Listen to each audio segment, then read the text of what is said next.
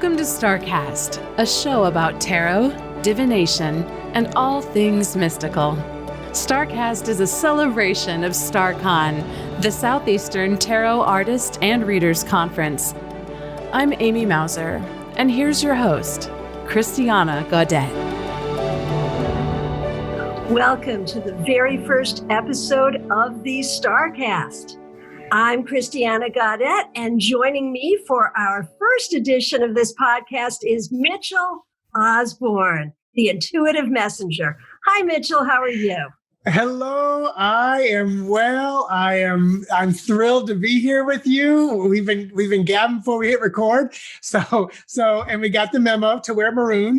Yes, we did get that memo, didn't we? It was perfect. So thank you for having me on. I didn't realize that was the first episode till just now. So thank you. Yes. Yes, I'm excited. It's really perfect that you would be the first guest for this podcast because you are one of the people who first put the bug in my ear that we should do this. Even years ago, you, amongst a few others, Ciro Marchetti, of course, Court Kramer, a few people reached out to me, you very much amongst them, and said, we need our own conference. Yeah.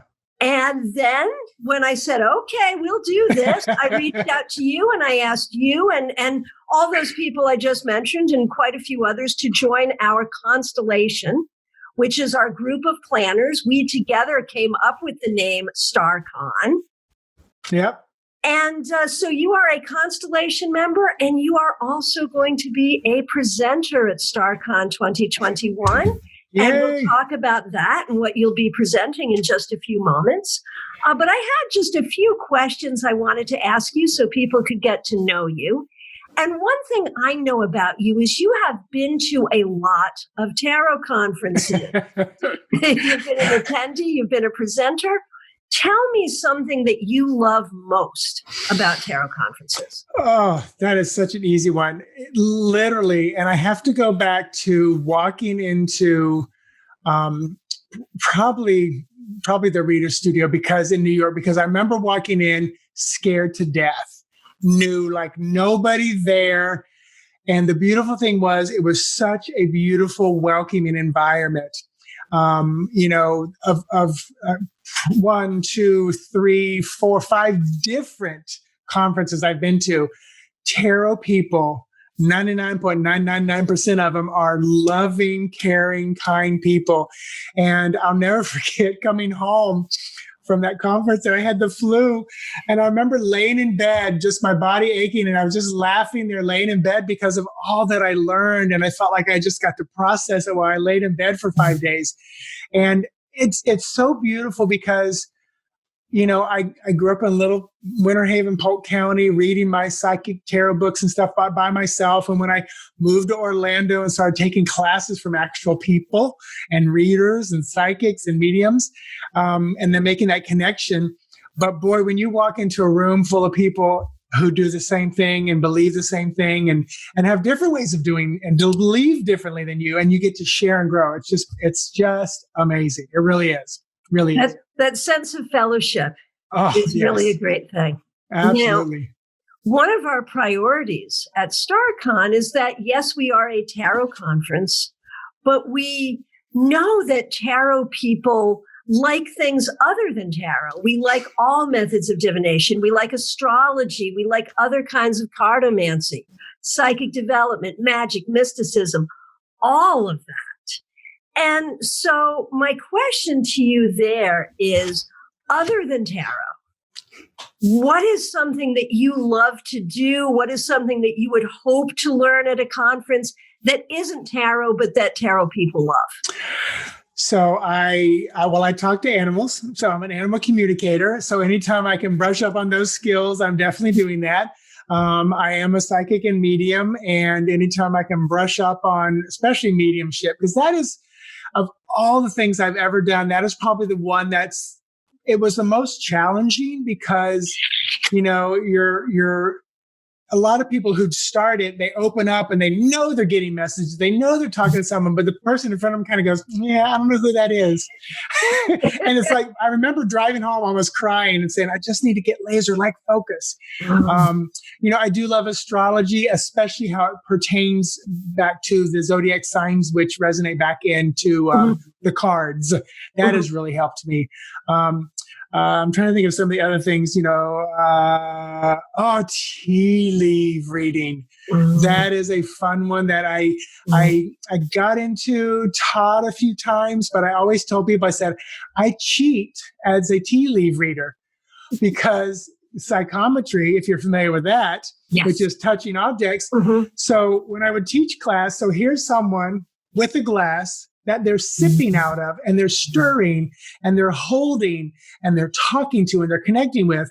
And then they would hand it to me and say, what do you see? I'm like, it's like I just plugged into someone's computer, because they gave me an object that they've just been fondling. And I would look in the glass and I'm like, well, okay, I'll tell you what I see, but what I hear from spirit and this piece of object is just off the cuff. So yeah, psychometry is another good one. I am so happy to hear you say that, because that's the kind of palmist I am. I have taken exactly one palmistry class my entire life, but I do palmistry all the time. And I've even been hired to do palmistry at parties, no cards, just palms. But I've never really been trained, but I do a great palm reading. And I would not compare myself to any of the masters who really know what they're doing. So I think that's an interesting thing that, what I think we have discovered, because I thought I was the only person who did this.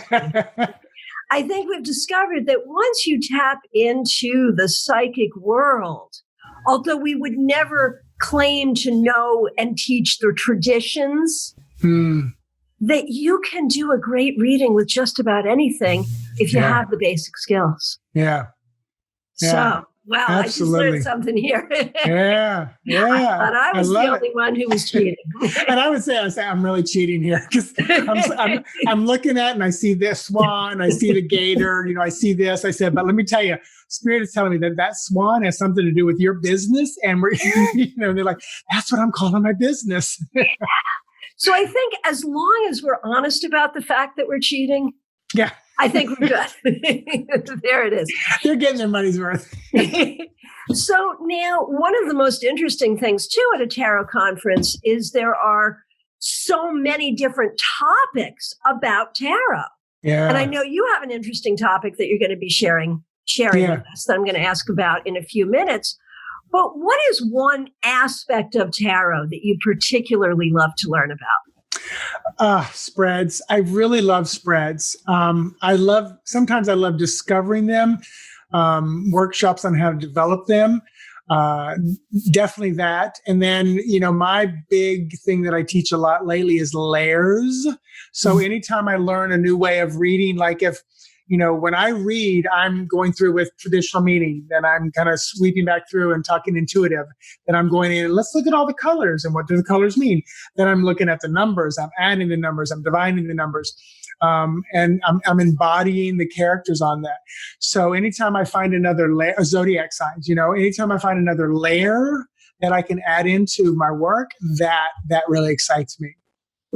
So good. So good. I love that. So one of the things that's really special about StarCon is we are honoring our artists. The artists who create all of our card decks, they create our tools, and they really add so much to our experience every day at the table reading for people. So we're going to be honoring them. That's one of our primary missions at StarCon, and will be each and every year. So here's a question. Name one of your favorite card artists. Yeah, you know the answer to that. I have a guess, but go ahead. So right here on my desk, I am looking at every single deck that Chitter Marchetti has produced, and probably 5 mini decks. I've got the Lenormand, the Tarot of Dreams, the Legacy mini. So Chitter Marchetti is my favorite deck creator. I pretty much use the legacy of the Divine Tarot for 95% of my professional readings. Lately, I've been using the Tarot of Dreams a lot because of the zodiac sign, and I'm getting a little bit better with the planet and other symbols that are on there. But yeah, so I'm a big fan. And it's funny because I used to tell people years ago, I would say, I really, I started with the Gilded. And then when I discovered the Legacy, it was all over. I don't think I've touched the Gilded since then. But I said, well, I don't know what it is. I said, I love the crisp lines. I love the colors. I said, and they just speak so loudly to me. And I would always say, they speak so loudly to me. And one day I went, oh my God. If you know Chiro, you know the man speaks loudly. I'm like, he has no problem expressing his opinion, and I thank him for that. When I open up my my Facebook page, honestly, either you or he are usually at the top. The Wellness Universe is the other place, but and I'm usually like, okay, what does Chiro have to say today? But yeah, so his cards really do speak loudly to me. So that is truly one of my favorite ones. Yeah, and he is such a gracious person. Of course, he's in our constellation as well. Yep. And he's doing our graphics for us. So, we're very grateful to him. So who is someone other than you presenting at StarCon that you are particularly excited to see? Well, this is not blowing smoke, but you, because you're doing the whole day Friday. Right. And I'm like, I don't remember if you told us what you're doing or not, but I'm like, I don't care what it is. I'm there. I literally, this is my note to remind me to purchase the food package and all the other stuff. It literally is my note to put all that in online. So I've got that down. But yeah, so you, I'm very excited. V. Oh, V. Yes. Yep. Yes. I'm so excited for V. Cause I don't think she is a millennial, but she's always on the cutting edge like a millennial is, or at least in my mind, I think they are. So I'm always excited to what she does. And she also brands herself so well, and it's like her true essence. So it's really cool to see what she'll come up with. But then, like every day when I get the email or the letter or the post of who you've added to the list, I mean, the list literally goes on and on and on. So it is a huge lineup. It really is. We are so excited. And of course, our headliners are Benabel Wen and Mary Kay Greer. So you can't go wrong there. Not at all. So now the question we have all been waiting for. Can you give us a hint about what you will be sharing with us at StarCon? Yes, I can. It'll be more than a hint. So, and I wrote it down because I'm like, I have it in my notes. And every once in a while I pull it open, I keep working on it and fine tuning. Because when you have to teach it to a crowd, you've got to think, how's it going to work logistically? When are you going to tell them to do this? When are you going to give them the break to go to the bathroom? All this good stuff. So my subject is healing and transformation through EMT and tarot. And EMT is eye movement therapy. So we're going to use eye movement therapy and tarot to help kind of transform an issue, a problem, a challenge, or something that you're going through. The goal is to be a little proactive in choosing cards where you feel you are, where you feel you want to go, and then using the tools that I'm going to give everybody to do the transformation. So I'm excited about that. So good. So good. I'm so excited for that. Whenever we can combine modalities with tarot, there's so much healing and magic and wonderful stuff to come out of that. Yeah. So before we say goodbye, I thought it would be fun. I've got my Smith-Waite Centennial Tarot right here. Ooh. I am going to pull one card and ask each one of us to share something about this card and how it might relate to our anticipation of StarCon and what we're building. Because, of course, StarCon is not a one-off event. It will be an annual event, a community that we are going to nurture and grow over many, many years. And I have to say, you're brave. I love that you're just like, let's pull a card for anticipation and see what's coming. I love it. Let's see what we got. We got Judgment. Do you want to go first or do you want me to go first? I'll go first. Okay. So I love this card because I really feel like this is, for me, the card is often being freed from and being released from what's been holding you back. So I feel like the trumpet is a call to come first, to come to the event first. And then once you're there, I'm getting emotional. And then once you're there, I feel like by the end of the weekend and the event, the trumpet will be echoing your release from what's been holding you back because for me, it's like you've been trapped in that grave. You are now free from what's been holding you back from those false beliefs, from those untruths. So I really feel like it's a dual card. It's a call to come, and then it will be a call to be released and leave a whole bunch of stuff behind. I love that. That is beautiful, Mitchell. So Cool. I'll add to that for all of us, I think, you talked about going to an event for the first time and recognizing you're not the only one. I remember that my very first tarot conference was the ATA convention back in like the late 90s in Albany. Wow. A regional conference. And it was the first time I had ever been with all of these people who are like me. Yeah. And I was in my 30s at the time. It was a long time ago. And I remember looking around the room and thinking, man, that we are a community and how beautiful that is. So the rebirth that comes from that is a wonderful thing. Beautiful. And I also think about how we are at a time when the world is really being reborn. Yeah. Yeah. And how we, right? And it's a little scary and it's a little weird, but we are bringing something new into the world. And so there's that. And then thinking about what we're building on, that there already is this wonderful tradition of these conferences all over the world. And we want to take, in many ways, the best of what we've seen and done there and add to it to make something that is new and different, but still honors those traditions. And that's all the Judgment card. And So, you said something I have to bring up. You said the first conference you went to. I'd like to ask you, at that point, approximately how many years had you already been professionally reading? Because I know you were reading before that, because I know how many years you've been reading. So, well, I had been reading professionally probably full-time only about 3 years, but part-time probably about 6 years, something like that. So this is why I say this, because I remember I was, reading professionally before I ever went to a conference. So here you walk into that conference and, many of us have that moment of, oh my God, what if I find out I'm doing it completely wrong? I mean, it's like, or what if I'm the only one who does it this way and everybody else does it this way? But it's what I loved was it's like, oh my gosh, we're all part of the same soup, We're different vegetables making up this soup, and it's like, it's beautiful. Because that was one of the big things is like, what if I walk in and find out I'm a fake, or like, I'm just, this is a bunch of bullshit, so it was really, really cool to walk in after, at my time, probably reading maybe only 4 years, maybe 4 years even professionally. Yeah. And it's like, okay, I'm good.